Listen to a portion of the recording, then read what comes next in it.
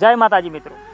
તો આજે અમે તમારી સામે ઊભા છીએ એક વિષય સાથે કે જે માત્ર ઇતિહાસ નથી, એક પ્રેરણા છે, સંકલ્પ અને આત્મવિશ્વાસ છે। 22 જાન્યુઆરી 2026 એટલે કે અયોધ્યાનું શ્રી રામ મંદિર। અયોધ્યાનું રામ મંદિર આપણને એક વાત શીખવે છે કે સત્યને થોડોક સમય લાગી શકે છે, પણ એ હારતું ક્યારેય નથી। આ મંદિર માત્ર પથ્થર કે ઈંટનું બનાવેલું નથી। આ મંદિર બનાવેલું છે લાખો લોકોના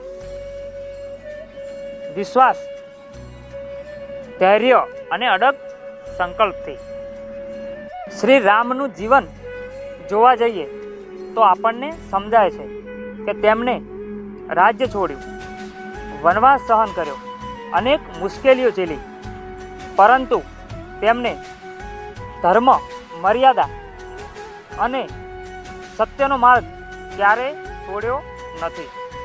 આપણે રામ મંદિર તરફ નજર કરીએ તો તે આપણને કહે છે કે રસ્તો કઠિન હોય તો ડરશો નહીં, અને સંઘર્ષ લાંબો હોય તો થાકશો નહીં, અને તમારા સપના જો સાચા હોય તો તમે વિશ્વાસ ક્યારે છોડશો નહીં।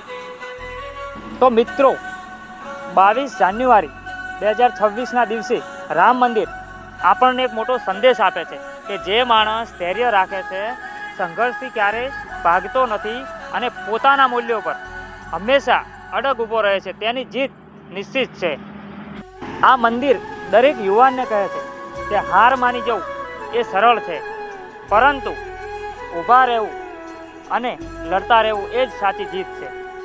કે મિત્રો, આપણે પણ એક સંકલ્પ લઈએ કે અમે પણ શ્રી રામના આદર્શોને જીવનમાં ઉતારીએ, સત્યનો માર્ગ અપનાવીએ અને જીવનમાં ક્યારે હાર ના માનીએ। જય શ્રી રામ। જય શ્રી રામ।